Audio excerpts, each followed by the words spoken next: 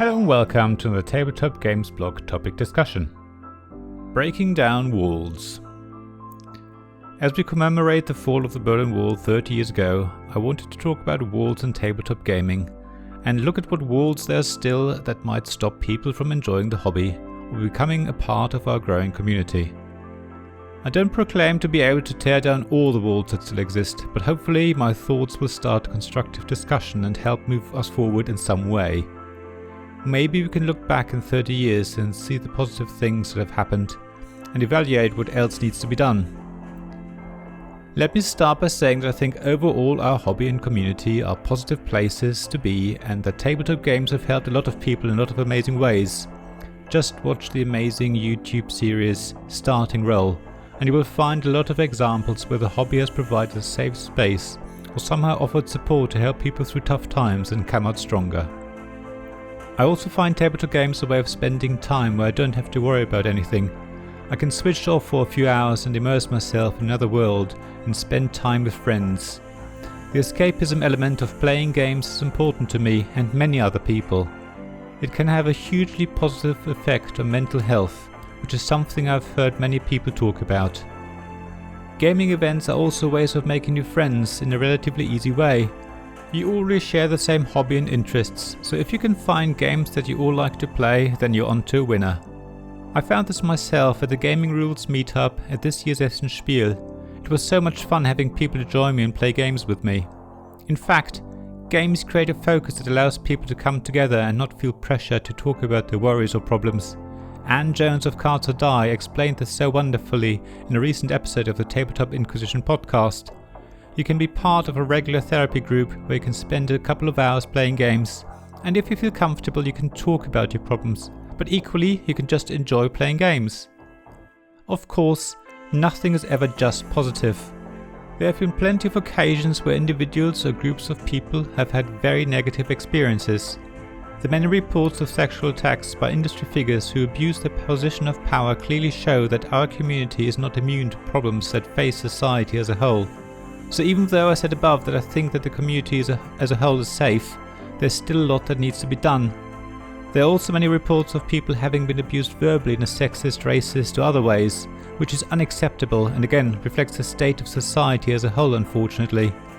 All of this needs to be confronted and dealt with in a robust way, and luckily more and more exhibitions and events are starting to implement clear rules about this sort of behaviour and will eject and ban people not respecting those rules. It would be a shame if we were heading into a future where we use positive discrimination to create a safe space for groups of people. I don't want us to be segregated into smaller groups, but instead I want us to find a way of allowing everyone to mix in a safe and respectful way. The more we can work together and the fewer walls there are, the better. Don't get me wrong though, I do see that certain formats for events make sense and do have their place to bring people into the community. Women-only tabletop games events and conferences, for example, are very popular and highlight the lack of women designers, developers, illustrators, artists, publishers, and other roles that our industry desperately needs.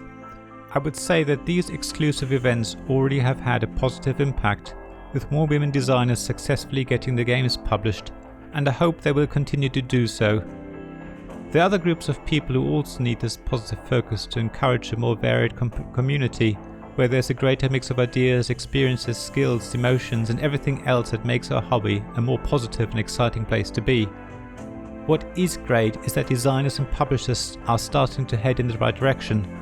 Important things such as using a neutral pronoun, i.e. they, in rulebooks and everywhere else is becoming more and more commonplace. Yes, it's still not everywhere, but it's much better than it used to be.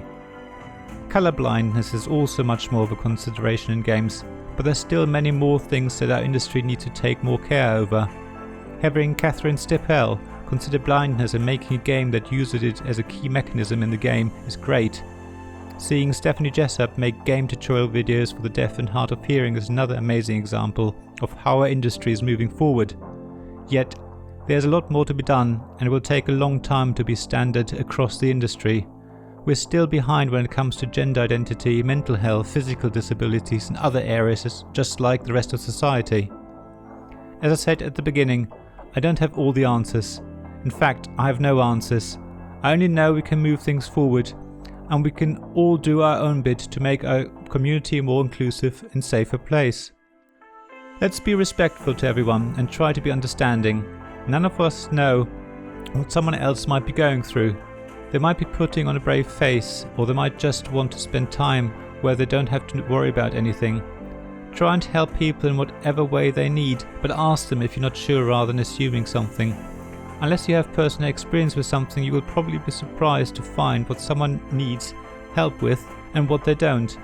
Be open to offer help and invite people to ask for help, and the rest will come naturally. Our hobby is about having fun, so let's do what we can to make it happen. Thank you very much for listening to this Tabletop Games blog topic discussion. There is a written version of it on the blog. Please see the link in the description below. There you'll also find links to my Ko-fi and Patreon pages if you want to support me financially. Please also look at my Twitter feed and generally pass around the word of this blog and this podcast. I'd really appreciate it. The more people know, the better.